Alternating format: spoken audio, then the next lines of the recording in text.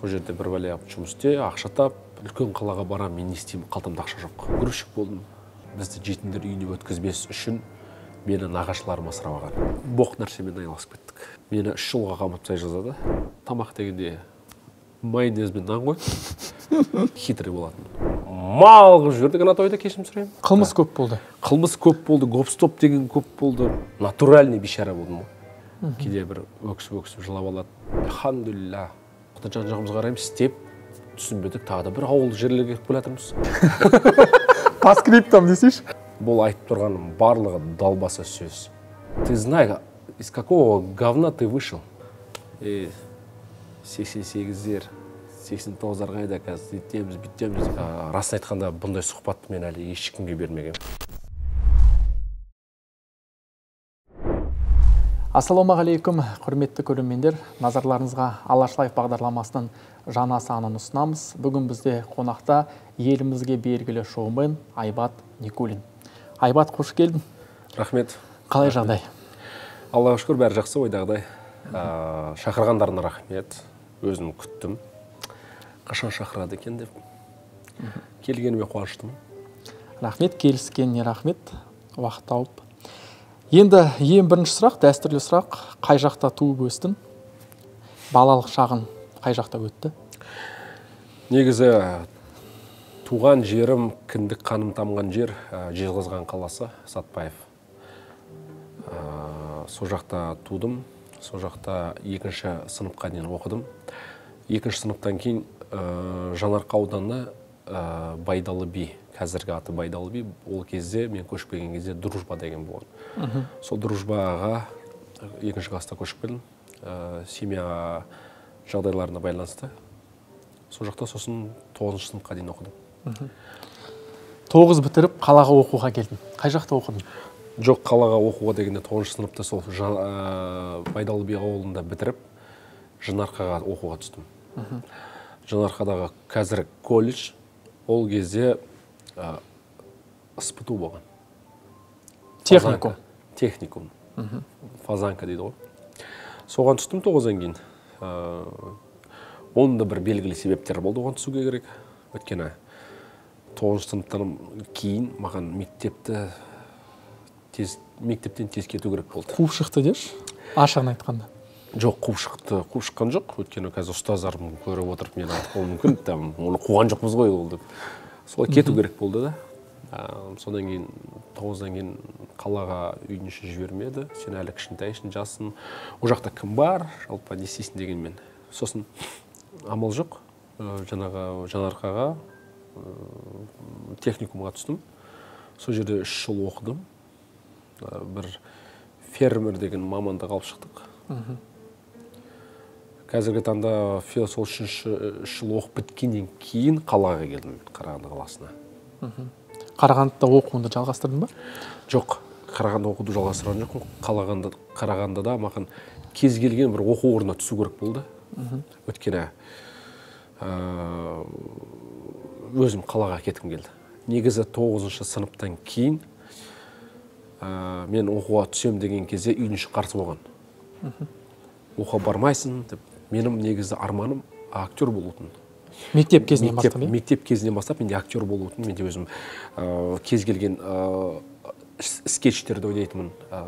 Мектептің кез келген мерекелік іс-шараларында мен активный болып, белсенді болып, ұйымдастырып, қатысып, үлесімді қосып, жаңағыдай скетчерлерінде өзім актер болып, әртіс болып ойнап, ән жарыс болсын, би жарыс болсын, басқа да мектептерде болады ғой, күзгі бал, қысқы бал, жаңа жыл дегендер барлығына қатысып, жігіт сұлтаны дейтіндерге. Сонда активный болып жүретім. Сол уақытта менің арманым әртіс болу, киноға түсу, сахнада өнер көрсету, ел арасында жүру, елдің қошеметіне бөлену менің арманым болатын. Сол кезде арманыма барайын деген кезде жібермеді. Үйдегілер жібермеді. Саған әртіс, жалпы актерство нам болмайды деді. Қайтесің? Ертең болашағы бар. мамандықтан да ауылда қал деп мені сол өзімнің арманыма жібермеді, барғызбады. Жалпы маған ол кезде приложениялар түскен, ұсыныстар түсті. Қаладан, е? Қаладан ұсыныстар түсті, жаңа актерскийға шақырды. Сол кездерде жалпы барғым келді, бірақ үйдің іші жүрмеген жақсы, үйдің сөзінен аттап кеттім келмеді. Сосын мен айттым, бірақ міндетті түрде мен 11 класс бітірмеймін, мен 9 бітіріп кету керекпін дедім. Қалаға басқа оқуға барайын дегенде, оған қалада сенде ешкім жоқ, тағы да анау сен қалсайшы деді. Сол кезде Жаңарқада тұратын үлкен тәтелерім, сол бізде техникум бар, соған түсе сал деді.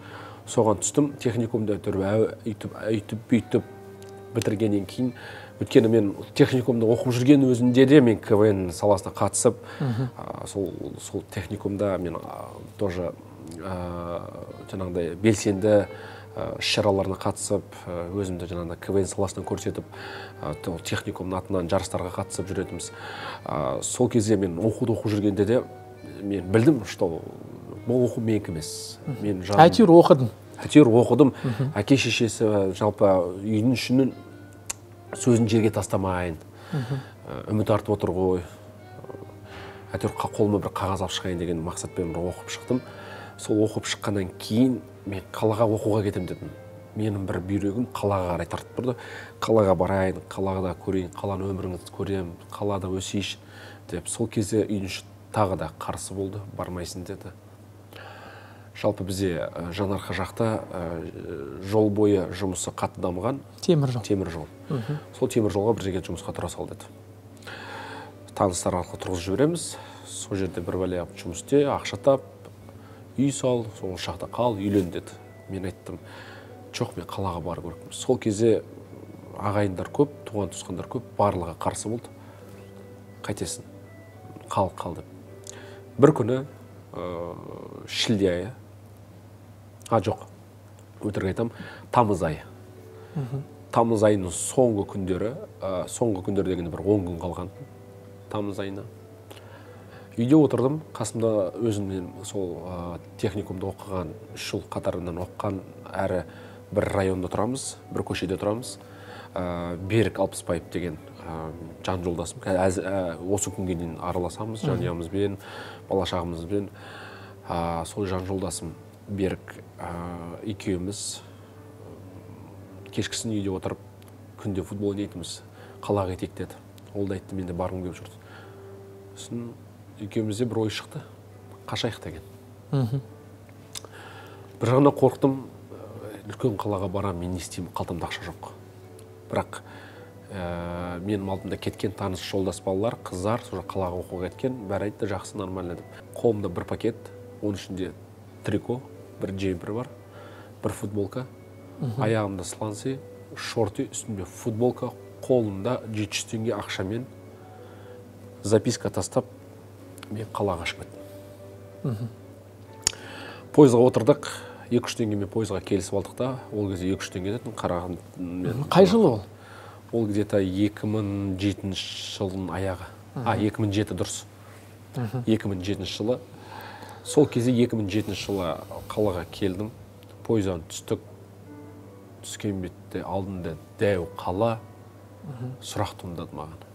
Кім күтіп отыр мені? Мені бұл қалада кім күтіп отыр? Кім маған не дайындап отыр? Мен не істеймін? Жалпы сол Жаңарқадан келе жатқан кезде біз сұрастырып, қандай оқуға барақ дегенде, барлығы айтты, техникум жалғастыратын болсан, неге қарай бар деп, политех университетіне, колледжға бар деп. Сосын техникуммен университетке түсе алмайды екенсің, оған тағы да бір экзамен тапсыру керек екен ол кезде. Сол кезде жақсы, онда біз колледжға түсейік деді. Колледждің 2-ші курсынан бастап оқимыз, 1-ші курс емес. Колледждің 2-ші курсынан бастап оқып, 2003-те оқимыз да университетке түсеміз деген бір мақсат болды. Жақсы деп біз МГТУ деген оқу орнын іздедік. Сол МГТУ деген оқу орнын іздеп сұрастырдық, сол жерде шыққан адамдардың вокзалдардан. МГТУ дейтін қай жақта деп. МГТУ дейтін қай жақта деп бізге айтты. 45-ші автобусқа мінесіңдер, сонымен МГТУ-ға жетесіңдер деді. Жақсы деді, 45 деген автобусты күтіп, 45-ші автобусқа мініп, тарттық, келе жатырмыз, МГТУ деген шықпайды, бір уақытта жан-жағымызға қараймыз, істеп, түсінбедік, тағы да бір ауыл жерлерге келіп жатырмыз. Сосын барып сұрадық, қасымызда отырғандар, подскажите, деп орысша шамамыз келгенше, МГТУ деген қай жерде? Ой, мальчики, МГТУ деген вы проехали деп. Вы в Прихын приехали деді? Да, Пришахтинск приехали деді. Масқара есіміз шығып, Пришахтинск, куда обратно садитесь деді, на ту сторону. Мына жағына қарай өтіп, сол автобусға түстік. Осы жол уже кондукторға айттық, біз 45-ке, 45 еп жаңағы МГТУ-ға келгенде айтыңызшы деп. Ол жақсы, МГТУ-ға келгенде айтам деді. Ол келе жатып, МГТУ-ға келгенде айтты, біз түстік, МГТУ-ға кірдік, екеуміз отырдық, компьютердің алдына отырғызып қойды, экзамен тапсырдық. Экзамен тапсырғаннан кетті, бір жарты сағаттан кейін қазір жауабын айтамыз, түстіңіздер ме, түспедіңіздер ме деді. Екеуміз отырмыз, екі досым, жаңағы досым екеуміз бірімізге қарап, әңгіме соғып, не істейміз, қайда барамыз, қайда тұрамыз. Сол кезде біздің таныс қыздар болатын.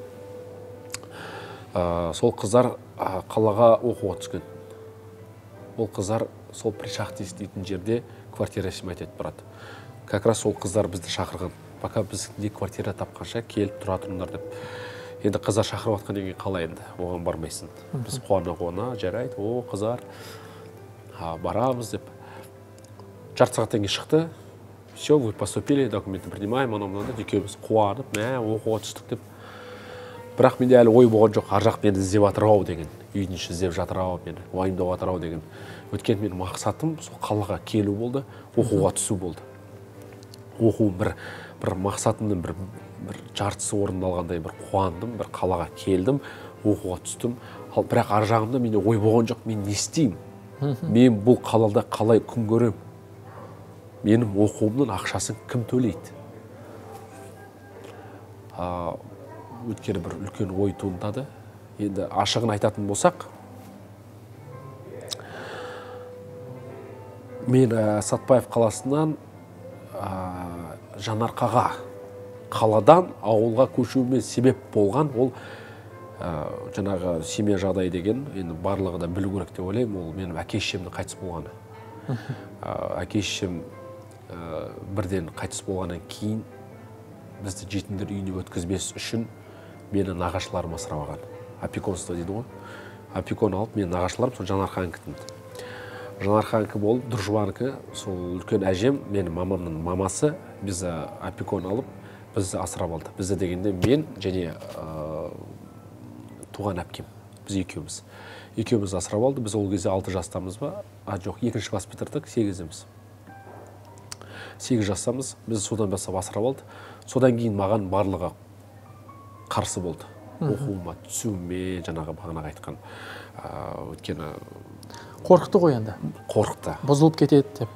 Мына баланың әке-шешесі жоқ, бұзылып кетеді.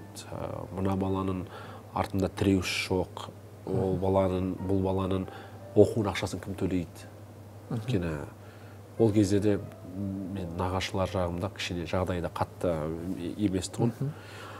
Сол кезде қайтесің деп мені артқа шегіндіріп отырды. Бірақ мен өзім қалада туғаннан кейін ба қала жаққа бірім ұмтылып тұрдым. Мен қала деп. Өйткені мен қаланың өмірін көргенмін, қалада туғандықтан мен қалаға қарай ұмтылып тұрдым. Ол кезде мен қазақша мүлдем білмейтінмін. Қалада тұрған кезде қазақша білем, бірақ акцентпен сөйлейтінмін. Сол кезде мен ауылға келіп, мысалы, әке-шешем тірі кезде, ауылға біз алып келген кезде, мен ауылда қазақша сөйлеймін деп, жаңағыдай акцентпен сөйлеп жүргенде бүкіл ауыл мені шала қазақ деп мазақтайтын. Ей, шала қазақ келе жатыр, ей, ана шала қазақ келе жатыр деп. Сол ол кезде, сосын қаладан уже ауылға келгеннен кейін, ол жақта енді орысша жоқ.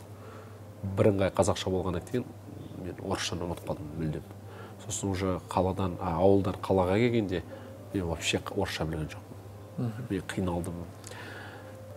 Сондықтан да оқуымызға түскеннен кейін міне не істеймін деген ой туындады. Сосын қалай күн көрдің? Күн көрудің бір себебі айтайын ба? Жұмыс істедім, грузчик болдым. питак деген бар ғой. Питакта тұрасың, біреу машинамен тоқтайды, жүгіресің, жұмыс предлагать етеді. Ол кезде күні бойы жұмыс істейсің да 500 теңге табасың. Ойланыш. Күні бойы жұмыс істейсің, қара терге түсіп, ауырды көтересің, қолына 500 теңге бергенде риза болып кетесің ғой. 500 теңгемен неше рет сен автобуспен қатынайсың соны. Сосын бір мақсат маған толыққанды қаланы білу керек болды маған.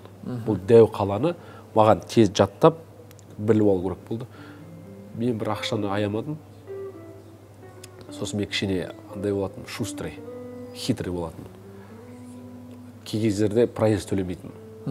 Өтіп кетемін, ұйықтап қалам, өткізіп жіберем. Ескі билетті алып жүрем. Ескі билетті алып, мынаны көрсете салам. Вот у меня есть деп, сондай со жағына кішкене шустрый болатын. Сөйтіп мен автобустан автобусқа пересадка жасап қаланы жаттадым. Әдейі отырып, жан-жағыма қарап, мен қай жерде кетіп бара жатырмын. Соны фотопамять дейді ғой. Сондай мен қаланы жаттадым, көрдім. Жалпы қалай екен, қай жақтан қандай автобус қай жаққа барады, бұл маршрутка қай жақтан өтеді, қай жақпен жүреді, соның барлығын жаттап ойыма. Сөйтіп бір күн, 2 күн сөйтіп жүрдім. Жақсы, енді қалада осы КВН ойынын жалғастырдың, е? КВН ойынына дейін туған туысқандарымда тұрдым. Ол кезде менің әкемнің туыстары пайда болды. Тауып алды сені? Әлде сен таптың ба? Мені тапты. Сосын қолдау көрсетейік деп? Ол кісілер жайлы білмегем. Білгенде кішкентай кезімде көргем, ұмытып қалғам. Есімде жоқ? Есімде жоқ қатты. Ол кісілер тапты, келді, мен осындаймын, әкенің туыстары деп сөйлесіп, танысып.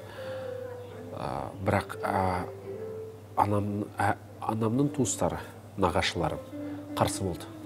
Олармен сөйлесуге, олармен танысуға, өткені олардың ішінде кішкене болсын өкпе реніш болды.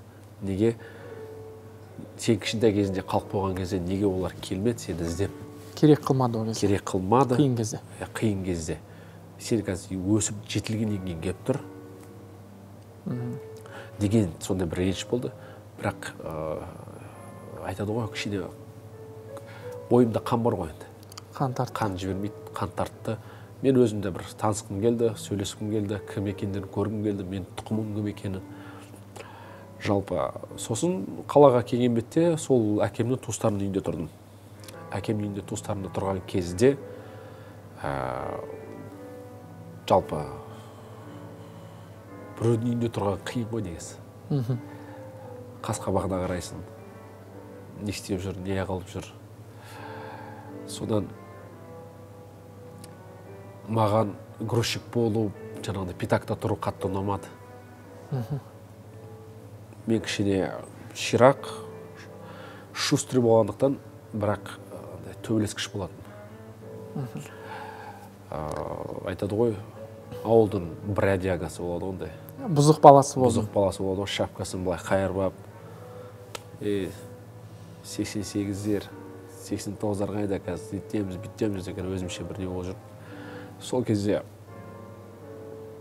қалаға келіп, сол бір немді көрсеткім келді. Жаңағыда колледждің балаларына тиісіп, ұрып соғып, қазір сол әр басқа телефондарын тартып алып.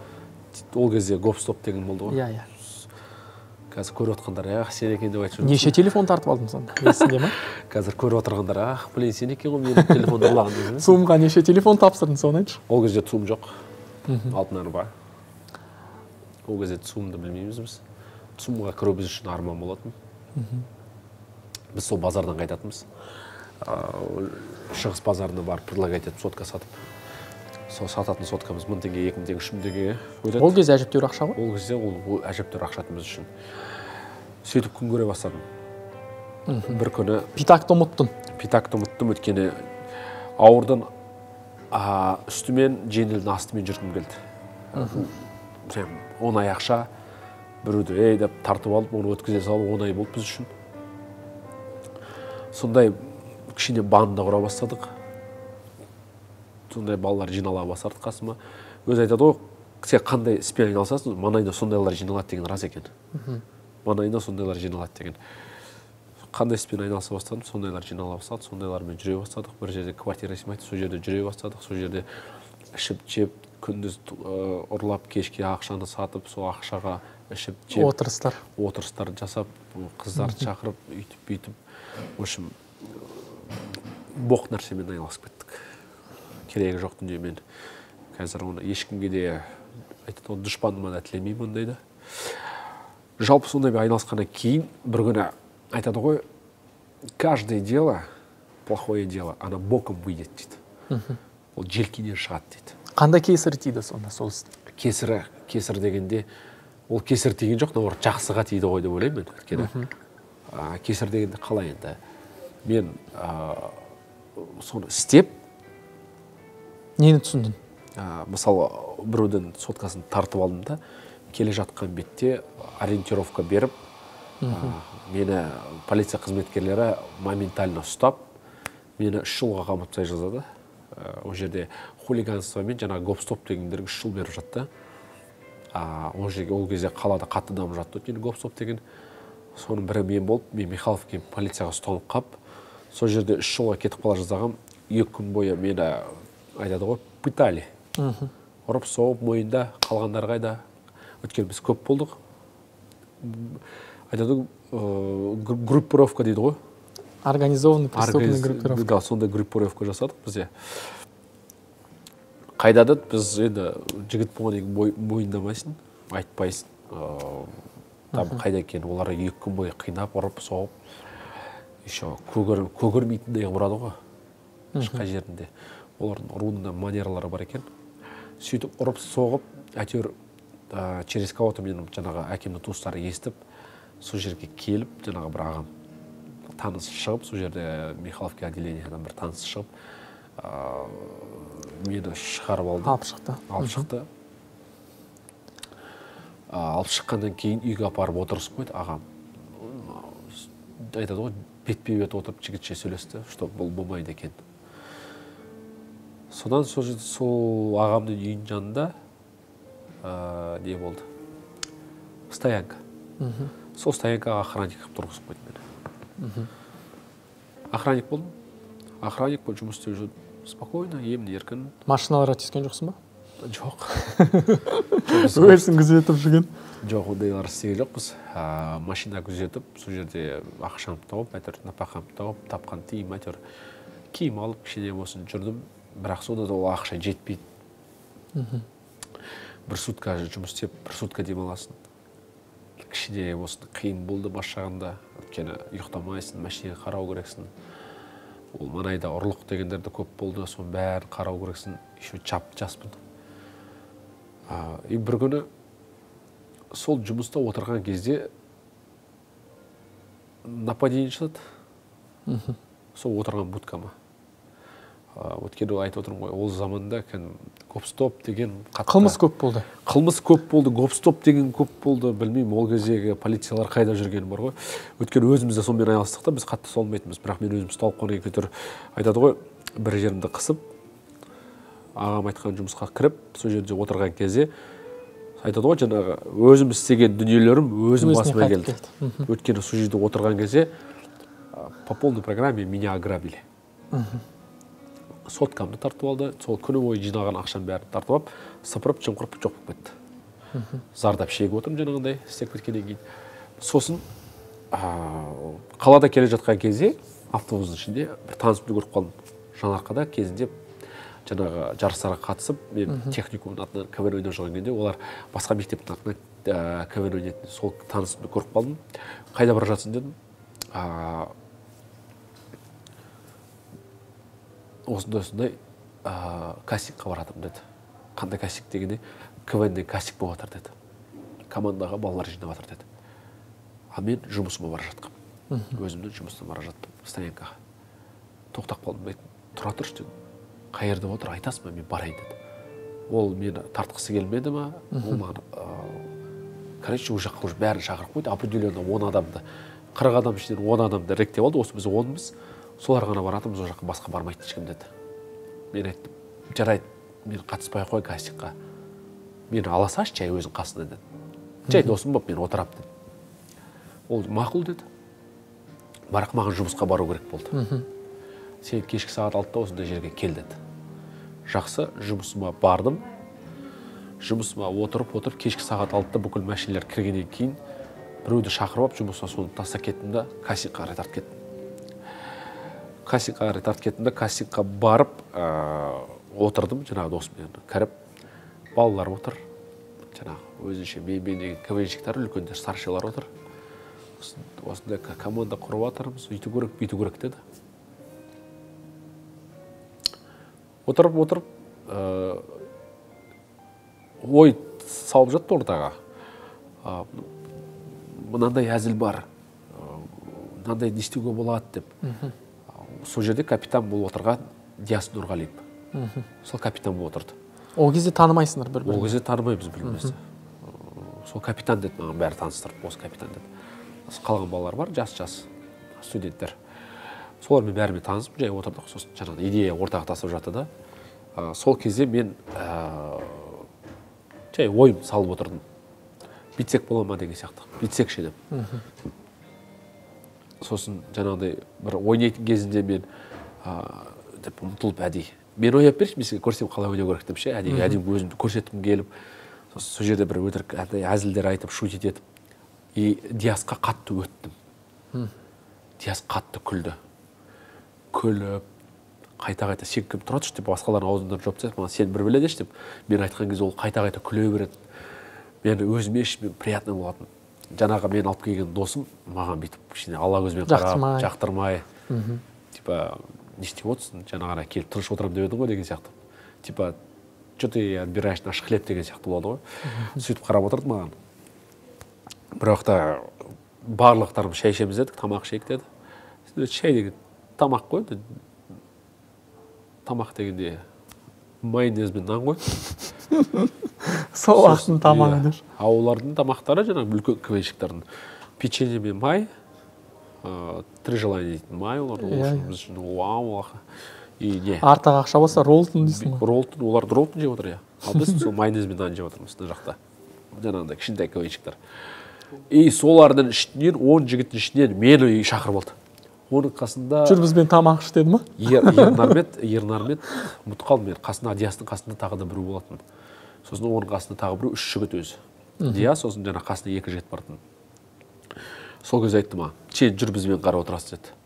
Мен өзімше болып қалайын. Мен аналардың ішінен мені шақырып алды ана жаққа деп, типа аналармен бірге отырып. Сосын олармен бірге отырып, әзілдесе бастадық. Мен сол жерде отырып, неше түрлі әзілдер айтып, олар стол үстінде күліп, аналар ана жақта қайта маған тістерін қайрап отыр. Біреулер тістерін қайраса, біреулер не айтып отырсың, сен неге күліп отыр ана, сен не істеп жатсың деп. Мен өзім білмеймін деп қоямын. Сосын тұрды да жаңағы тамақ ішіп алғаннан кейін дайындықты жалғастырамыз дедік. Жалғастырған бетте маған тұрды дейді, енді сен мына рөлді сен ойнайсың деді. Біреудің рөлін маған алып берді, ол маған ренжіп қалды. Ренжігенде бүйтіп ала көзбен қарап, өйткені ол кезде рөлға таласу деген болған. Мынаны мен ойнау керекпін, мынаны мен ойнау керекпін. Типа сен менің рөлімді тартып алдың, мен не істеп жүрмін. Әркім өз-өзін көрсеткісі келді. Ал мен кішкене айтып отырмын ғой, ширақ болатын ол жағынан. Енді біреудің нанды тартып алған емес, өзімді көрсету керек болды. Өйткені бір мақсатым бірі осы болған. Мен актер болу, үлкен сахнаға шығу. Өз мүмкіндігімді жіберген жоқсың. Өз мүмкіндігімді жіберген жоқ бұл осы. Бірақ ішімдегі жаңа талант болғаннан кейін соны көрсеткім келіп тұрды. Сол кезде тұрып, маған жанына қарап тұр, мен жанымен сөйлеп тұрған кезде мен жанымда отырды, Диас. Қарап тұрды да. Бағанадан қарап тұрып ше саған, кімге ұқсайсың дейді ше. Есіме түсті кімге ұқсайсың. Сен Никулиннен ауыпайсың деді маған. Ол кезде шашын былай қарай қараған, арық құлағым қалқиған, бүйтіп тұратым көзім бадырайып. Сен Никулиннен ауыпайсың деді. Сол кезде бәрі қарқылдап күлді, Никулин деп. Все, мен сен Никулин деді. Сосын КВН ойнап жатқан кезде, Никулин дейді да бар, сөйтіп кетті. Қай жылы ол? Ол сол 2008. 2008 жылы. 2008 жылы сен Никулин деп кетті. Содан Никулин болып кеттім. Бәрі Никулин деп, мен Никулинмін деп, бәрі Никулин дейді. Уже атымды да ұмытты. Бәрі Никулин деп. Айбат десе қарамайсың. Уже айбат десе біртүрлі болып, сонымен Никулин болып кеттім мен. КВНді бастадым. ең алғашқы рет кеншілер мәдениет сарайында үлкен сахнаға шықтым. Қай университетке ойнадың сонда? МГТУ. МГТУ. Өзің оқып жүретін? Өзім оқып жүрген оқу орнында ойнадым. Үлкен сахнаға шыққан кезде прям қорқыныш болды. Қобалжу болды. Қобалжу, қорқыныш, не істеймін, не айтамын, сөйлей алмай қалсам не болады. Бірақ бүкіл бойымдағы жігерім, күшімді жинап, болса болды, болмаса болмады, кеттік деп тағымды қысып шаптым. Ойнап шықтық, ойдағыдай. Келесі турға өттім. Диас кеп қолымды алып, рахмет давайте, келесіде қалмаңдар, дайындалыңдар деді. Кеттім. Кішкене риза болып, өз-өзіме, бір айтыр шықтым ау деп сахнаға. Бірақ сол ойнағаным бір екі-ақ рөл болған шығар, үлкен сахнада. Сол екі рөлға бола, мен кәдімгідей өзімді бір кішкене бір мақсаттың біреуіне тағы да жеттім деп ше. Актер деп сезіндің кішкене болса. Кішкене болсын үлкен сахнаға шықтым, мен әртістім деп кішкене өзімді. Енді осы мүмкіндікті жіберіп алмау керек дедім. Қайта-қайта уже Диастың нөмірін алып, звондап, келесі дайындық қашан болады, қайда барамыз деген сияқты сондай сұрақтармен мазаладым. Одан кейін ары қарай жұмысымды істей бердім жаңағы стоянкада. Бір уақытта стоянкада жұмыс істеп жүріп, маған не керек болды? Жататын орын керек болды. Өткен туған туысқандарымнан кету керек болды. Неге кету керек болды? Маған айттым. Біреудің үйінде тұру қиын. Мынанша шампунь жіберме, шампуньмен жумба, анаған жуын, суды көп ағызба, светті сөндіріп қой. Шайға қант салма, неге көп салдың, сен бір көсек жедің ғой, екінші көсек немене жейін деп атсың. Сондайлар қаптап кеткеннен кейін, тем более ала көзеп, аған іштеме дейді ғой, аған іштеме демейді. Сол ағамның әйелі. Жеңген сөйлейді. Жеңгеміздің сөзі қатты өтіп кетті. Мен ондайды ортада өспегем. Ауылда тоқшылықта өстік қой. Бәрі молынан. Булканнан алдынан қойып қояды. Соны жесе-же, қанты бар, анасы бар. Майды жағып алып, қантқа бұлай матыр, бұлай матыр жеп жүріп қалғанбыз. Ондайды көрмегем. Қалған өмір сондай екен. Сосын кішкене қиыншылықтар болды. Түсінбеушіліктер болды. Сосын кету керек болды маған. Амал жоқ, общагаға бардым. Общагада тұрдым, сол жерде жігіттер барды, мен араласып жүрген, сол жігіттер шақырды, келеді общагаға. Бұл жерде алтақ төлейсің айына деп ше. 15 мың емес, 20 мың емес, алтақ мың төлейсің деді. Общага берді, общагада өмір басталды. Ол кездің өмірі мүлдем бөлек қой. Айтадым ғой мен, этапына өмірлердің бәрі. Қалай ол жерге қайттан астыға түсіп кетті. Ол кезде мен уже 3-ші курстатын. Наоборот, ол жерге мен уже басқа өмір басталды. Старший болдым ғой. 3-ші курс болды ғой. Перваш, втораштардың. Оларды да кішкене ұрып соғып, бірақ гоп-стоппен айналысқан жоқпын. Тамақтарын тартып алып. Енді қыздардың комнатасы бар, тамақтарын жеп алып, өзінше блаттабайт етіп старшак болып жүрдік сол жерде. МГТУ-ның общагасында. Содан ол жерде бір жақсы өмір басталды. Сөйтіп өмір сүріп жатқан кезде жақсы өмірдің барлығы бір историямен аяқталады бар ғой. Білмеймін неге екен. Енді бір Алланың берген сол кездегі сынақтары шығар маған. Бір бұзықтық жасап қойдым. Төбелесіп. Оны жаңағыда вахтерша көріп, общагадан шығарып жүрді. Қайтадан далада қалдым. Тағы да далада қалдым. Естественно, квартира іздедім. Уже көрінген жерде тұрдым. Біресе ана жолдасы балам үйіне барам, біресе анаған барам, біресе мынаған барам. Сөйтіп жүрген кезде жаңағы КВН-мен жүрдім ол кезде. КВН-мен ойлап жүрдік. КВН-де жүріп келе жатып, жаңағы Диас, Нұрғалиев Диас.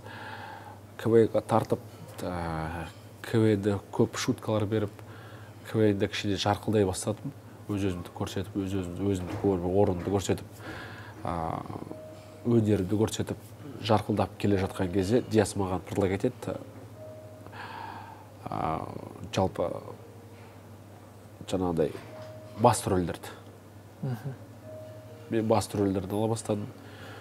Диас ол кезде уже не болды, директор болды. Өзі ойнаған жоқ?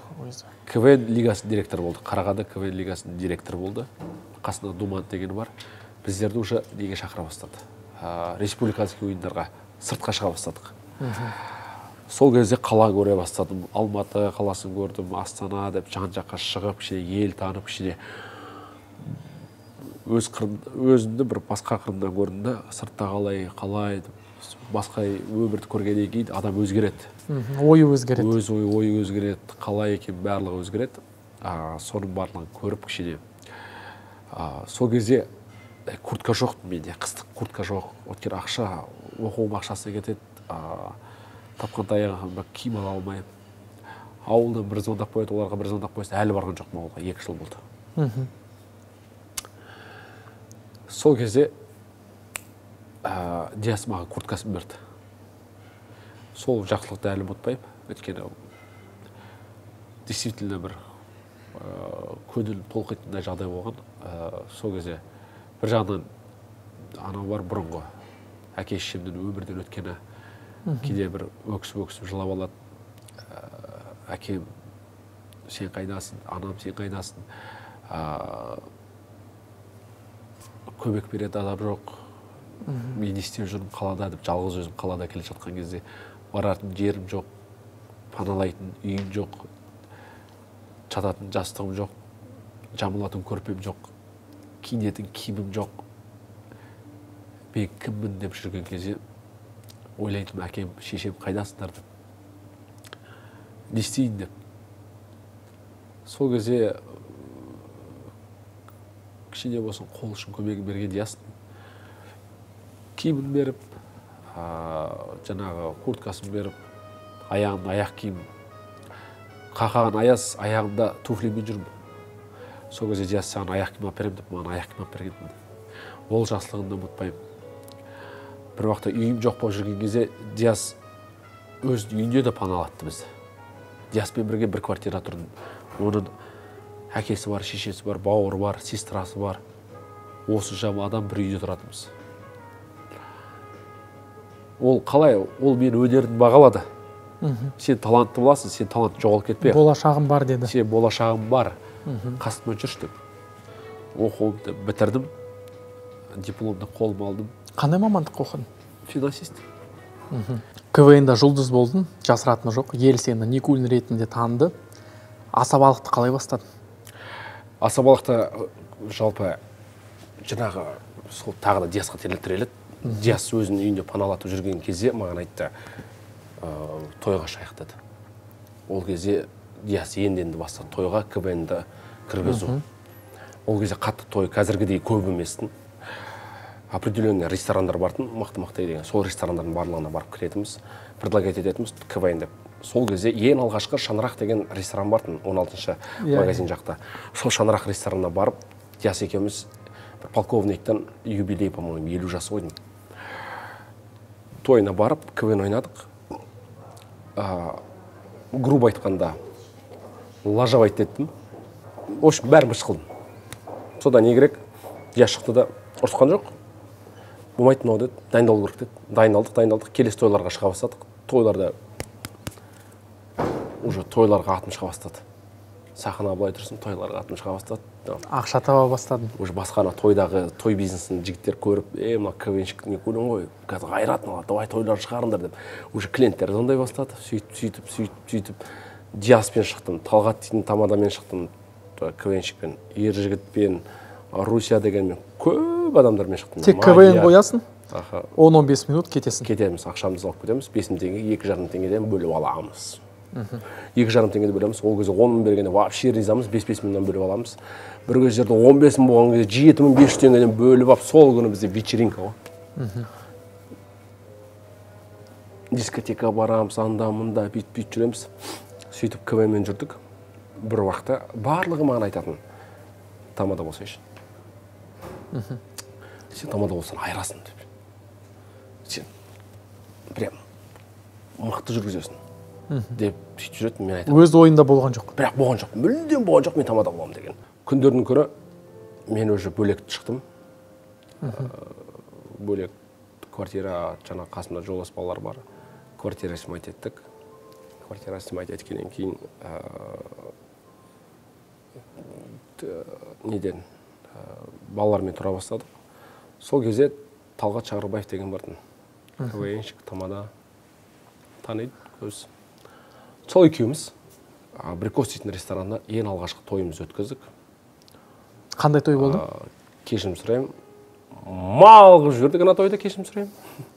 В общем, үйлену той болды ма? жоқ. Туған күн болды, 1 жас болмаймын. Сол тойдың бытшын шығардық. Өтпедіңдер? Өтпеген бұлай тұрсын. Не сөйлеп, не айтып кеткенімізді білмедік қой. Өткен ең алғашқы той солай болды. Сөйтіп жайлап бастай бердік. Бірақ енді тойға дайындалып жүрдіңдер ғой? Бірақ дайындалып жүрдік. Бірақ тура халықтың алдына келгенде кішкене сасқалақтайтынбыз. Сөйлей алмай, жаттаған сөздерін ұмытып қап. Жаттаған сөздерімізді ұмытып қап, кішкене деп жаңағыдай деп мысалы бір ситуация болып қалады, непланированный. Не айтарыңды білмей қаласың. Сондай кездерде жанып өртеніп жүрдік. Бірақ Құдайға шүкір тез төселдік. Ұзағынан жатып алғанбыз. Қай жылы бастадыңдар? 2012 болмаймын. Қателеспесем, или 13 па сондайда бастадық біз.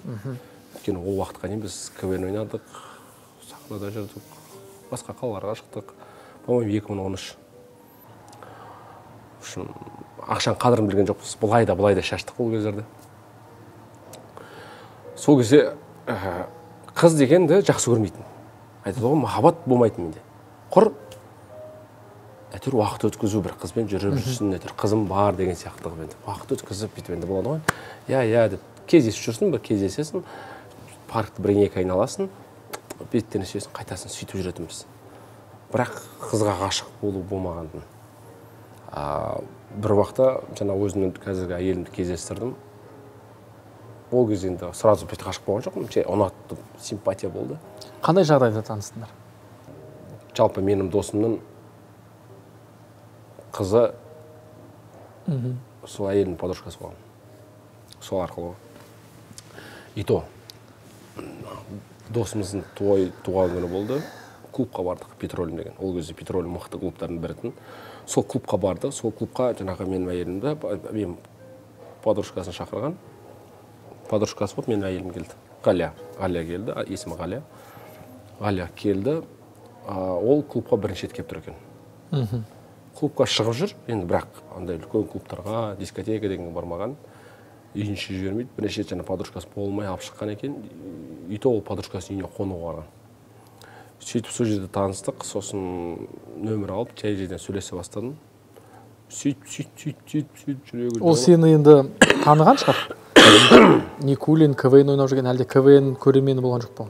Ғалия танымайды мені. КВН көріп жүрген жоқ? Ол орыс. Орысша өскен. Орыс мектебін бітірген, орысша өскен, және орыстардың ордасында өскен сортировка дейтін жер. Ол жақта орыстар өте көп. Қазақтар мүлдем аз десем де болады.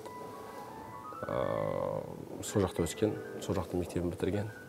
Сөйтіп танысып, общение жалғасып, кездесе бастадық. Сөйлесіп, сөйтіп. Бір кезде үйленетін болып шештік. Үйлендік, сосын 2012-де үйлендік, 2013 жылы ұлым келді. Сол мен 2012-де как раз енденді. Сол Ғалиямен танысып, енді бір Талғат екеуміз тойды бастап жүргенбіз. Сол сезонға келдік как раз жаза. Мен әйеліммен мартта ма сол кезде таныстым, апрельде ма, мартта ма сол кезде танысқам. Сол кезде сосын біз уже сезонға қарай шықтық, июнь, август. Сол кезде біз Талғат екеуміз бөлініп кеттік. Өйткені бізге не резон болды, 40 мыңды 2 адамға бөлу. Лучше каждымыз 40 мыңнан тапсын деген ниетпен. Екеуміз 2 жаққа бөліндік, уже жай-жайлап біздің өзіміздің клиентураларымыз пайда болды. Сол кезде мен бір керемет бір кісімен кездестім. Ол отырар мейрамханасының администратор болып жұмыс істейтін Бақыт деген кісі. Сол отырар мейрамханасында мен бір той жүргізгенде маған мен нөмірімді алып қап, сен керемет тамада екенсің, бір өзіндік бір стилің бар екен. Ерекше. Сен предлагать етсең бола ма деп, мен жақсы, я деп предлагать етіңіз деп қалдым. Сол кезде мені предлагать етті и постоянно отырардан мен шықпайтын. Бүкіл тойларды отырардан жүргізетін. Бір Қарағандыға танытқан мені, Никулин тамада деп танытқан, сол администратор десем, мен қатты айтқаным емес. Өйткені мен ол кісіні до сих пор уважаю. Я всегда свое прошлое вспоминаю. Я расымен де не забываю это. Я знаю, каким я пришел сюда и кем я стал. Мен кіммін қазір? Оға кім болып келбедім? Қолдау көрсеткен жандарды ұмытпайсың? Мен ұмытпаймын, білемін, қасымда, жүрегімде. Сөйлеспесек те, бірақ жүрегімде помним. Егер ертең маған бір күні ол кісілер звондап қалса, мен әрдайым дайынмын ол кісілерге көмек беруге, шамам келгенше, қолдауға, қандай жағдай болмасын, физически, морально болсын, бүкіл жағдайынан көмектесуге әрдайым дайынмын. Өйткені олар кезінде мен қиналған кезде маған көмектескен адамдар. Мен өткен ондайларды, өткен шағымды ұмытпайтын адаммын. Сосын сол кезде мен тойларға предлагать етіп, сосын мен өзім ойландым. Неге КВН-нің бір фишкаларын сахнада тойға енгізбеске? Неге тойға енгізбеске? Көріштен. Әдемі болады ғой. Мен музыкадан бастадым. Мен КВН-де тағатын жаңағы музыкалар, ту-ду-ту-ду деген сондай музыкалар, КВН-де жаңағы есік қағу, отбивкалар, КВН-нің музыкасынан шығу, жаңа жүргізушілерді объявлять ету, орысша, дамы, господа, встречайте деген сондайларды алып келіп, сондайларды шақырып, халыққа внимание береді, сосын билеу тойда, имеюді өзім билеп, жаңағы билеу алсам, қалай майыс билеу керек көрсетіп, жаңағыда актерскийді қосып тойда неге енгізбеске деген бір ой туындап, мен соны алып келдім. Мен енді бір мақтанғаным емес. Мен осы ісіме мақтанамын. Мен өз-өзімді мақтап жатқан жоқпын, мен ісімен мақтанамын. Мен уверенно айталам, что той саласына осы қазіргі стильді, қазір көп тамадалар қолданып жүрген, оны мен алып келдім. Еліктеп жүрген саған, жасыратыны жоқ. Еліктеп жүргені болсын, еліктемей жүргені болсын. Қазір осы стильда жүрген тамадалардың барлығын, стильдерін алып келген ең бірінші адам менмін деп айталам. Және диджеймен жұмыс істеу ең алғашқы мен. Дыбыспен жұмыс істеу. Дыбыспен өзіндік жеке музыкантым болу, диджей. Айтады ғой, тапер. КВН тілімен айтқанда тапер дейді. Түсінбейтіндерге диджей дейміз ғой, мысалы. Диджеймен жұмыс істеу, ол бірінші алып келген мен деп айталам. Музыкамен жұмыс істеу, іс-қимылмен жұмыс істеу, билеу, бірден-бір шоу жасау, оны алып келген мен. Мен оны даже уверенно айталам. Содан кейін бары кетті. Звондап сұрайтындар сұрады, сұрамайтындар плагиатпен кетті. Енді естесінде әркім өзінің нанын тауып жатыр, каким-то образом. Біреу былай табады, біреу былай табады деген сияқты. Сол кезде мен өзімдік стилімді қойғаннан кейін менде айтады ғой, началась новая эра. Жизнь Никулина пошла наверх. Я всегда говорю, альхамдулилля, Аллаға сансыз мақтау мадақтар болсын деп айтамын. Құдайға шүкір. Алла мені былай да сынады, былай да сынады. Мені әке шешесі де сынады. Мені өмірдің бүкіл жерін тәткізді ғой. Ащысын да көрдім, тұщысын да көрдім, жаманын да, жақсысын да көрдім. Айтып отырмын ғой, жаңағы айтып отқан әңгімелердің ішінен байқаған шығарсыз. Мен өмірім былай да өзгерді, былай да өзгерді, былай да кетті, былай да кетті. Бірақ өзімді таба алмай қойдым. Бір уақытта осы жерге келгенде өзімді таптым деп ойлаймын. Өйткені сол армандаған бұрынғы мақсатыма жеттім. Өйткені үлкен сахнада, ел алдында өнер көрсету мен үшін ол үлкен бір арман болатын. Кішкентай кезімдегі. Сол сәттен бастап өмірің күрт өзгерді. Өзгерді. Айтады ғой, жалғыздық Аллаға ғана жарасады дейді. Мен қазіргі камераға қарап тұрып айталам, қазіргі жігіттерге айтарым, не істерім білмей, өтірік сылтау айтып, мен бірінші жағдайымды жасап алайын, мен көлік алып алайын, мен жұмысқа кіріп, мен үй алып алайын, содан кейін барып үйленем дейтін жігіттерге айтарым, жігіттер, қателесесіңдер. Бұл айтып тұрғаным барлығы далбаса сөз. Сен жалпы үйленгің келсе, еш нәрсеге қарамай үйлене бер. Өйткені саған ризық несібені беруші бір Алла ғана. жалғыздық Алла ғана жарасады. Қазір қандай жағдай бар? Үйленесің ба? Үйленіп кет. Еш нәрсеге қарама, соны айтқым келеді бүкілдеріне. Енді Айбат, мынандай бір сұрақ қой. Ғалиямен таныстың, тіл табысып, араларында махаббат сезімі пайда болып, үй болдыңдар. Алия бір андай кездер болды ма? Сенің асаба болғанына қарсы болған кездер болды ма? Енді Ғалия түгі жоқ адамға тұрмысқа шықты ғой. Түгі жоқ. Мен натуральный бейшара болдым ғой. Ол и в хорошем, и в плохом смысле. Натуральный бейшара, это который жағдай жоқтарда да бейшара дейді ғой. Бірақ әке шешесі бар, жағдай жоқтарда да бейшара дейді, әке жоқтарда да бейшара. А мен натуральный бейшара болдым ғой. Жағдайым да болмады, әке шешем де болмады, жұмысымда құр жаңағы қолымда колледждің дипломы ғана болды, университетке өткен шамам жетпеді оны оқуын төлеуге. Жұмыста болмады, көлікте, үйде болмады. Осы түгі жоқ балаға тұрмысқа шыққан, сен не деген ер жүрексің дедім ғой мен оған. Сен неге шықтың дегенде, я сама не знаю. Это внутренне дейді. Я полюбила дейді. Мен шықтым саған дейді. Ну, я внутри себя дейді, верила, что все будет хорошо. Я себе тоже говорю, она тоже мне задала, ол сұрақты да маған қойды. Сенші деген сияқты. Мен де мен өз-өзіме сендім. Жүрегіме сендім. Мен сендім жүрегіме. Мен білдім. Алла бар, Алла береді. Барлығын алушы да, беруші де Алла. Қазіргі жастарға да айтарым бар ғой.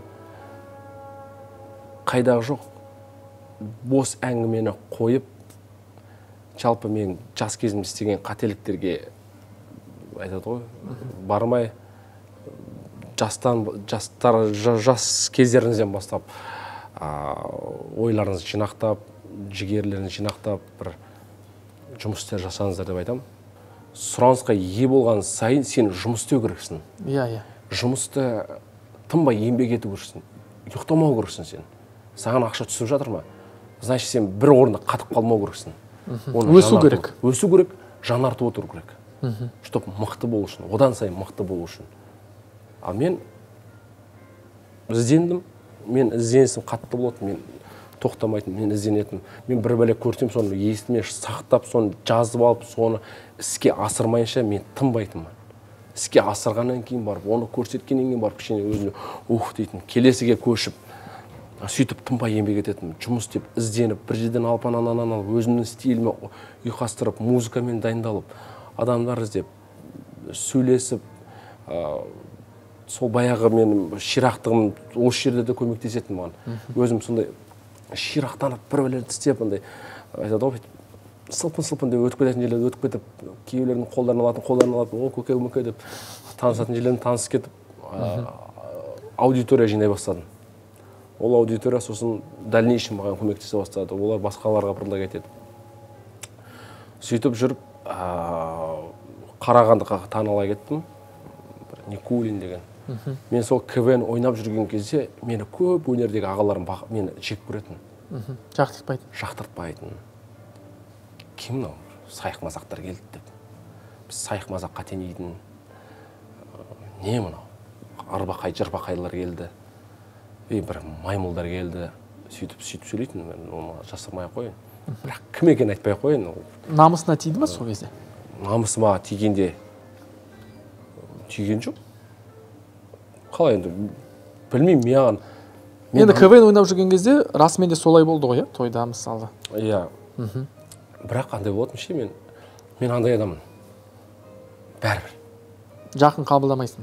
Мен қатты өзіме керегін ғана алатын, керек емесін мен құлағымның жанына. Жақсы қасиет ол. Иә, кетіп қалатын мен. Керегін ғана алам, керек емес маған мүлдем керек жоқ. Ал егер мен керек емесін де алып, керегін де алып атсам, бычыт болушы еді, бір сөзбен айтқанда. Өйткені у каждого человека есть своя чаша, да? Ол толып кетсе? Ол чашаны сен не нәрсемен толтырасың, сен өмірің солай болады. Жақсылармен толтырсаң, сен өмірің жақсы болады. Жамандармен толтырса, сен өмірің жаман болады. Сондықтан да сен жүрегің не дейді, соны қалап мен білдім. Қазір бірақ өмір деген бумеранг қой. айналып келді. Әзір сол ағалар маған күнде звондайды. Күнде звондайды, қатты айтпай қойын. Звондап тұрады. Менің бауырым тойы, қызымды сатып жатырмын. Анау, мынау. Қандай жауап бересің оларға қазір? Енді бос болсам боспын деп барам. Мен ешқашан да бүйтіп өкпен жоқ қой өткенге? Жоқ, мен өткенге өкінбейтін адаммын мен. Болды. Ол болатын іс болды, мен өкінбеймін. Айтатын, маған бір адамдар айтатын, өткенге өкінбе деп ше. Кезінде бір жаман қасиетім болып қалды. Адам тез танылған сайын кішкене жұлдыз ауырына шалынып қалады екен. Болды я ондай? Менде болды. Кішкене болды, жұлдыз ауырына шалынып қалған кезім болды. Бірақ мені уақытылы тоқтатты. Кім? Уақытылы тоқтатқан енді тошы дияс. Никулин көкірегіңді көтермей қатты деді. Жерге түс деді ме? Тағы да бір кісі айтқан, ұмытып отырмын кім айтқан. Жұлдыз тауапсың. Түсіш деп айтты. Сол маған қатты әсер етті. Ойланып қалдым. Не істеп жатсың? Сен кім едің бұл жаққа келгенде? Ұмытпасайшы қай жерден шыққанын. Қайдан шыққанды. Айтады ғой орыстарда. Мен кішкене қазір орысша айтып қалдым ғой өйткені. Ты знай, из какого говна ты вышел, откуда ты приехал. Не забывай свое прошлое. Из грязи в князи. Да, из грязи в князь ты пришел, понимаешь? Не пришел, я потихонечку поднимался, да? Сондықтан да мен айтайын,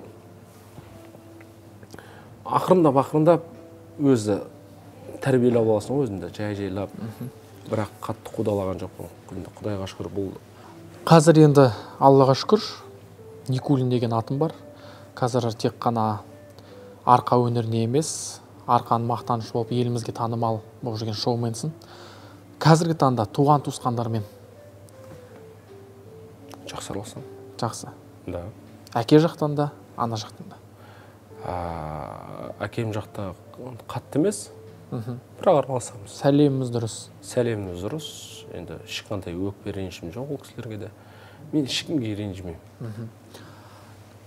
Қазіргі таңда өзіне еліктеп жүрген, өзін айтып отырсың ғой, енді біреу ресми түрде сұрап алды, өзінің рұқсатыңды бердің.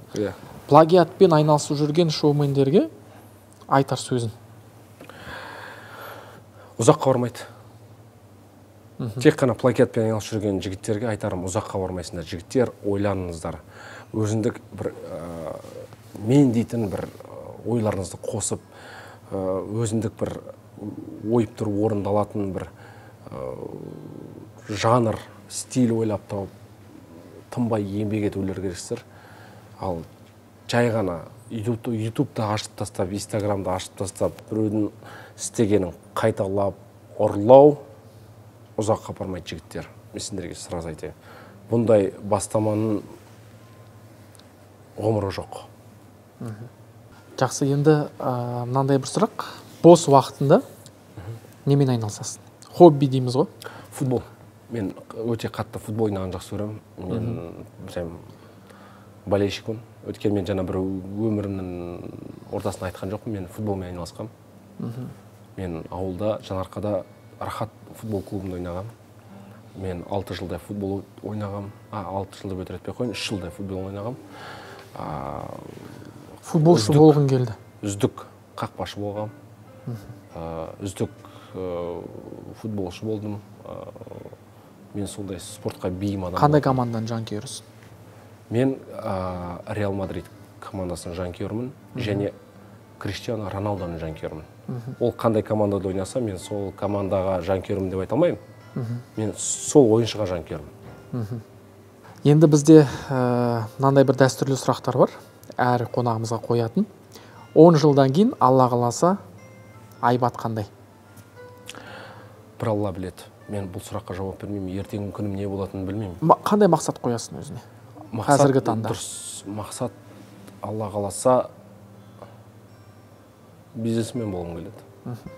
Бизнес саласына өзімді бейімдеп жатырмын ақырындап. Осы орайда мынандай бір сұрақ туындайды. Никулинс барбершоп.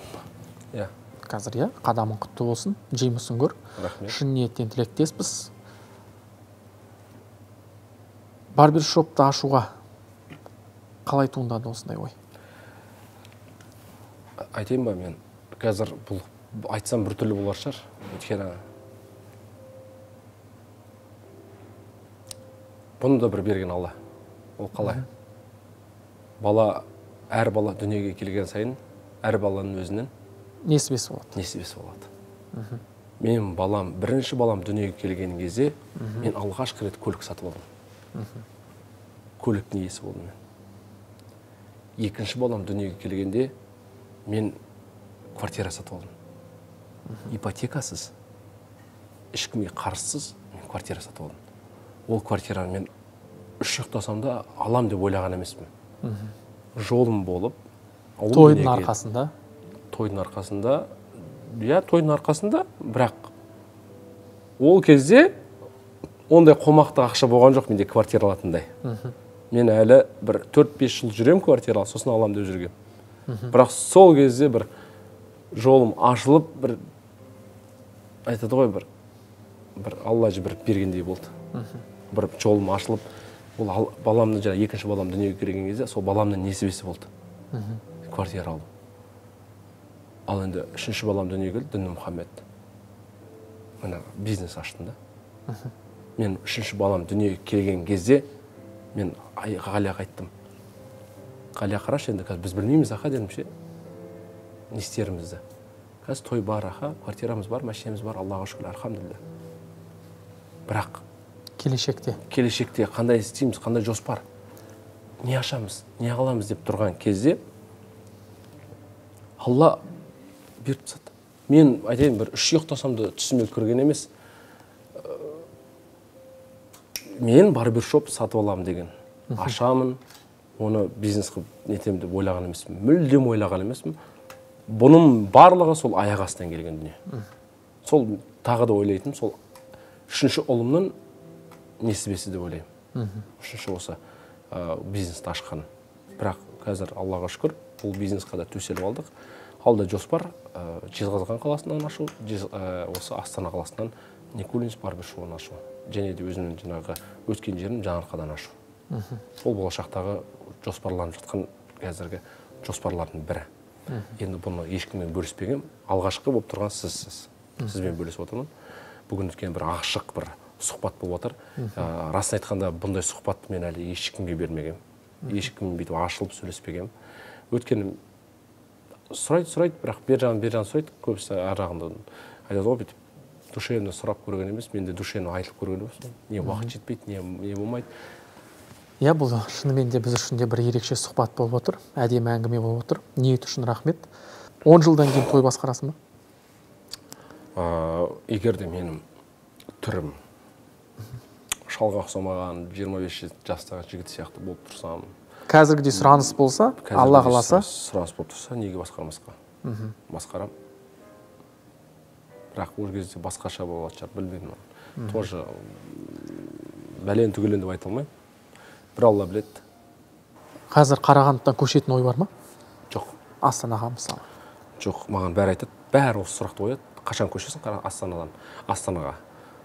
Қашан келесің дейді. Даже үйдегі Ғалияда жұбайымды айтады. Когда переедем в Астану деп. Мен айтамын, ешқайда бармаймыз. Осы Қарағандыда. Неге? Өйткені Қарағанды мен өмірімді өзгерткен қалалардың бірі.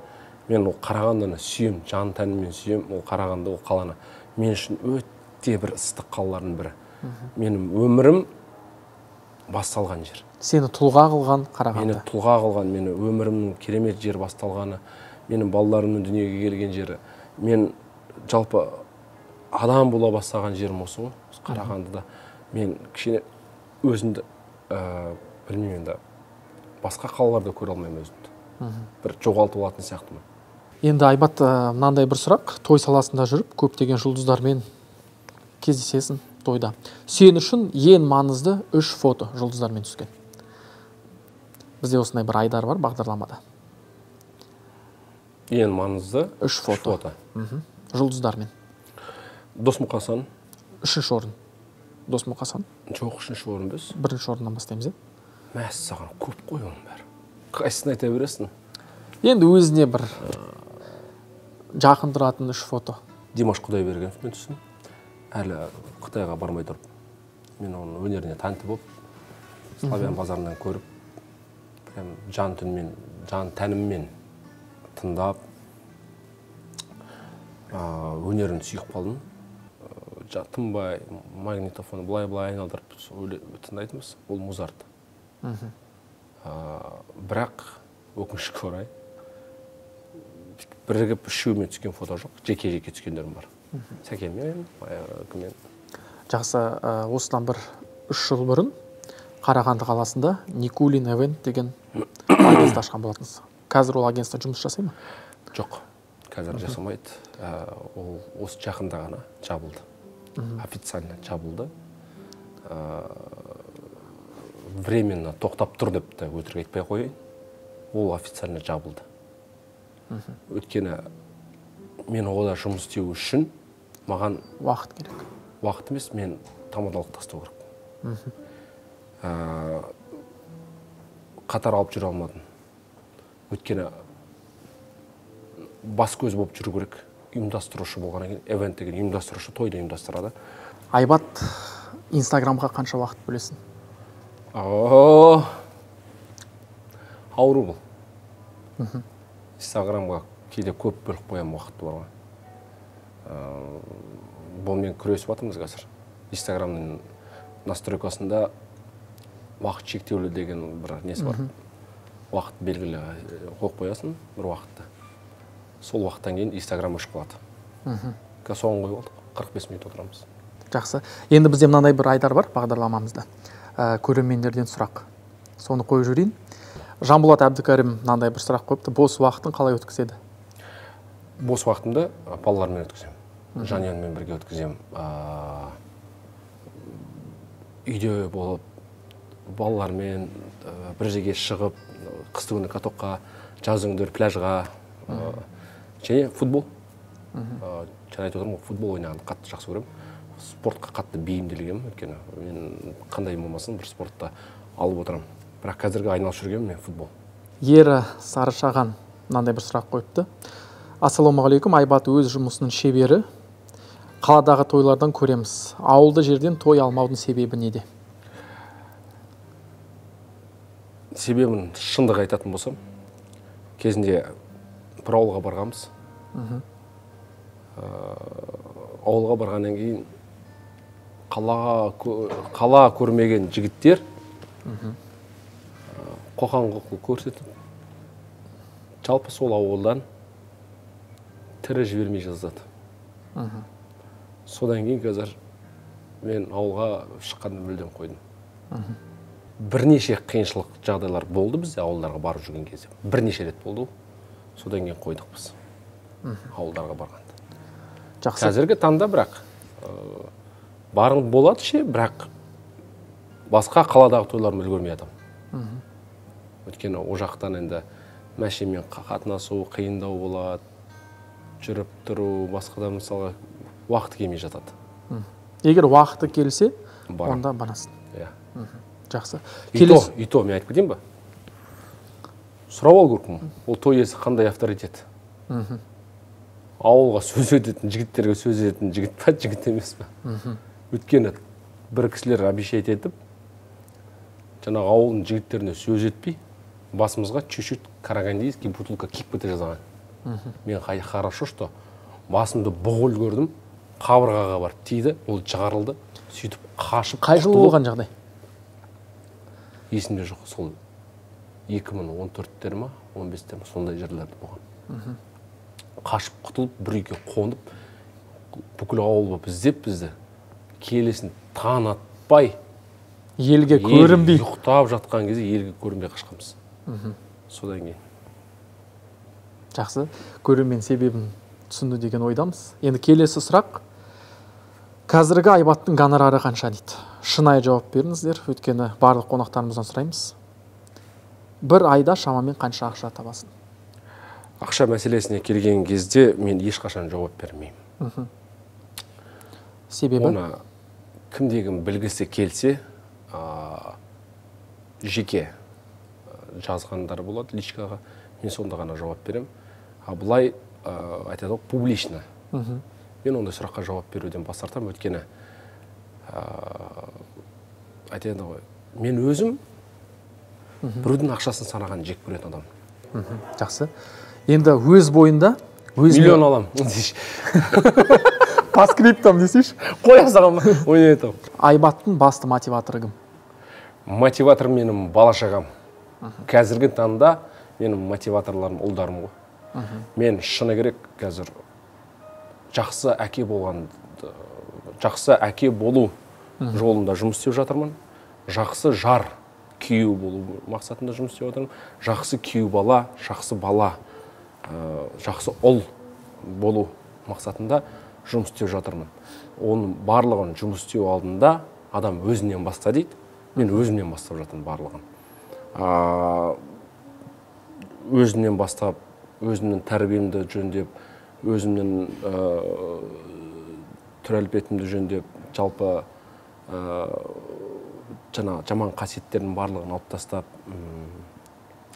жақсы сөйлеп, кітап оқып, және де сол ұлдарыма тәрбие беру, өзімді бір дұрыс жолға қою, тәубене келу. Өткен Алла тағала маған осын шама нәпақа ризықты беріп жатқаннан кейін, мен Аллаға не беріп жатырмын? Мен Аллаға қалай шүкіршілік етіп жатырмын деген мақсатпен мен дінге де келдім. Мен қазір 5 уақыт намаздамын. Альхамдулилля, осы намазға қалай келдім, менде кішкене болсын өмірім жақсарып келе жатыр. Қашаннан бері намаз оқисың? 5 айдай болды. 5 айдай, 6 айдай болды ма? 5 ай сондай болды. Аллаға шүкір, альхамдулилля. Енді бұған келуіме бір себеп болған, негізі осыдан 2-3 жыл бұрын келуім керек еді. Жол апатына ұшырап, өзім сатып алған, жаңағы бірінші ұлым дүниеге келген кезде сатып алған көлігіммен, қасымда өзімнің жаңағы бауырым бар, диджей Фархат деген. Екеуміз тойға бара жатқан кезде, түнгі сағат 3-тің кезінде Осакаровканың маңайында жол апатына ұшырап, 6 рет аунап, тірі қалғанбыз, машинеден түк қалмай, менің бойымда ешқандай бір царапина жоқ. Сонда Алла мені қорғақ болды, менің ажалым о жерден емес екен. Сол кезде маған Алла бір сынақ берді, бір сигнал берді. Ол да бір белгі болды, Ол да бір белгі болды да. Негізі сол кезде бастауым керек еді мен. Кейде қазір өкінем да. Негізі ол кезде емес. Енді тағдырдың жазған сол болған шығар. Жақсы. Айбатты не намыстандырады? Намыстандыратын майдан қорқып, оразада той жасайтындар намыстандырады. Және де баласын бақыт үшін, баласын бақытын ойламай, құдалардың ұятынан қорқатындар намыстандырады. Жалпы баласының бақытын ойламай, дастарханға арақ қоятындар намыстандырады. Және де өзінің болашағын ойламай, кеудесін ашатындар намыстандырады мені. Кейде намыстанып, деп жынданып, сол адамдардың бір басын кесіп алса ғой. Жалпы Айбат, өзің енді тойдың алдында той иелерімен кездескен кезде той иелеріне қандай талап қоясың? Той иелеріне талап дегенде маған араласпау сұраймын. Мен жұмысыма араласпауын сұраймын. Және де маған сенулерін сұраймын. Толық сенулерін. Уже бір сөзбен айтқанда, мені шақырдыңыздар ма? Все, маған сеніңіздер. Алла қаласа, Аллаға сеніп, маған тапсырып, тойларыңызды уайымдамай отырсаңыздар, Аллаға шүкір, жақсы өтеді деп ниеттенеміз. Деп айтам, талап қоямын. Және тағы да бір талаптардың бірі, жаңа кішкене тілек жағын аз қылса ғой деген. Енді мына тілектен қашып жатқаным жоқ, мыңның бірі қабыл болады дейді ғой. Бірақ деген бар да, мына қазіргі тілектер стандартный болып кетті да. Сол бір әдемілік жоқ, стандартный, бір қалыпты, барлығын айтатын тілектер бірдей болып кеткеннен кейін қазір бұл халықтың несіне айналды андай, қалай айтуға болады, енді бір сөзбен енді елді шаршатпайтын тілек айтса екен деген ниет. Иә, елді шаршатпайтын тілек айтса екен. Және айтса да бір сөз қайталай берсе де, бірақ қысқа нұсқа айтса екен сол тілектерді. Шығып шын жүрегінен тілектеспін, қабыл болсын десе, бұл жақсы да. Айбат өзін осы сұхбаттың басында айтып кеттім, бала кезінде киноға түсіп актер болатын арман болатын, иә? Қазіргі таңда киноға түсетін мақсатың бар ма? Бар. Осы күнге дейін ұсыныстар болды ма? Ұсыныстар болған емес, бірақ өзім бір уақыт тауып, осы кішкене болсын актерский курсқа барып, дайындалып, сосын барып киноға барып, кастингтарға қатыссам ғой деп қазір бір кішкене бір мақсаттар қойып отырмын алға. Оның бір себебі мынау қазір мен енді ашылып айта берейік. Менің мынау тісім телевизионный проекттарға келмейтін. Өйткені мен күлген сайын, сөйлеген сайын тістерім қисық болып, кішкене жаман көрінетін. Сол қасиет кішкене сол кедергі болатын маған. Қазіргі таңда мен өз-өзімен айналысып, 16 килограммға арықтап, жалпы тісімді жөндеп, шаш үлгісін жөндеп, қазір басқа очки тағып, кішкене өз-өзіме қарап, кішкене жас ұлғайған сайын әйтеуір үлкен кісілер сияқты қартайып кетпейін деген сияқты мен бір кішкене жас болайын. Мынау айтады ғой, қазіргі сұранысты ие болып тұрғаннан кейін, соны жоғалтып алмайын, сол шансты. Сол сұранысқа ие болып тұрған кезде соны пайдалана отыра, жаңағы бұрынғы өзім кішкентай кезімдегі арманыма бір қол жеткізсем ғой деген бір кішкене бір мақсат қойып отырмын. Алла қаласа, иншалла ашып жатса, болып жатса, міндетті түрде. Алла қаласа, үлкен экраннан көре жатармыз. Алла қаласа, Алла бұйыртса, сол күнге жеткізсін деп өзімде тілеймін. Айбат, жалпы енді қазақтың тойында не өзгерткің келеді? Қазақтың тойында ашық-шашық билейтіндерді жойғым келеді. Жалпы қазақтың тойында арақсыз той жасауды нағыз қазақи халал той. Нағыз қазақи арақсыз тойды енгізгім келеді. Жалпы сондай той болса ғой деп тілеймін. Және де барлық той жасайын деп жатқан ата-аналар сіздерге айтарым. Бақытты, денсаулықты, жалпы жақсы дүниенің барлығын арақтан таппайсыздар. Ұят дегенді ұмытыңыздар. Ұят сіздерді ертең балаңыз ауырып жатса, екі балаңыз ажырасып жатса, ол ұят сіздерді құтқармайды. Естеріңізде сақтаңыздар. Арақ тұрған жерде періштелер лағнет айтып тұрады. Айтып жатқан тілегін керісінше болсын деп. Сондықтан да соны ескеріңіздер. Ертең арақпен той жасап, балаңыз 2 жылдан кейін ажырасып жатса, немесе үйге түскен келініңіз сізге немере тумай жатса, сіз ешкімді кінәламаңыз. Өзіңізден басқа ешкімді кінәламаңыз. Айтарым сол, арақсыз той өтсе екен деп. Халал тойларға сен тарапынан жеңілдік бола ма? Жалпы халал той деп айтпай қойық, негізі арақсыз той деп айтқан дұрыс болады. Арақсыз тойларға міндетті түрде. Мен қазіргі таңда маған звондаған адамдарға мен көбісіне айтамын. Арақсыз той бола ма? Ты чё, Айбат? Қазіргі таңда қайдағы арақсыз той? Ойбай, анау жақта мен класстастарым келеді. Генералдар келеді. Құдаларым бар. Ұят емес пе? Тут раз құдалар как нас встретили. Если мы не будем наливать, они нам бетімізге түкіріп кетеді дейді. Олар бер жақты ғана ойлап тұрды, ар жақты ойламай. Мен сонда предлагать еттім. Мен өтірік етпеймін. Каждый сол сөйдеп айтқан адамдарға керісінше предлагать етем. Енді қараңыз. Егер де сіз арақсыз той жасасаңыз, менің суммамнан 50% алып тастаңыз, мен барамын. Айбат, Нет, деньги не важно.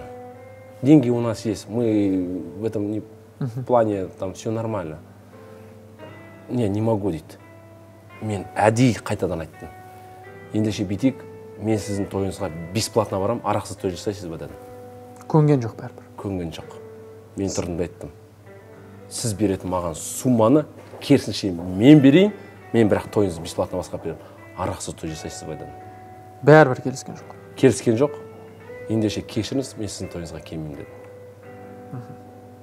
Ты что, Айбат, деді? Ну, вы знаете, дедім, я так хотел вас уговорить, чтобы вы сделали арақсыз, но вы не хотите счастья своего сына или дочь. Извините, дедім. Орысша осылай сөйлестік. Әңгіме сонымен доғарды. Әңгіме сонымен бітті. Қазіргі болашақта, Алла қаласа, мен арақсыз тойға кетемін бе деген жоспар болып жатыр.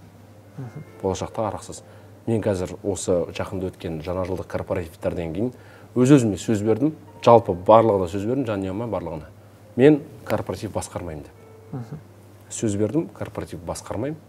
Енді осы корпоративтен кейін Алла қаласа, енді арақпен өтетін той басқармаймын. Демек, келешекте Айбат Никулин тек адал арақсыз тойларды басқарады. Иә, Алла қаласа. Жақсы ниет. Айбат, рахмет бүгінгі шынайы сұхбат үшін.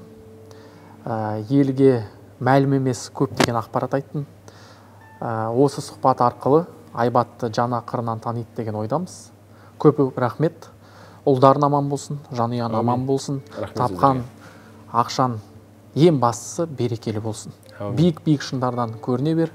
Сені арқадан шыққан Айбат деп мақтанып жүре берейік. Ең бастысы жылда халықты таңғалдыратын дүние шығара бер.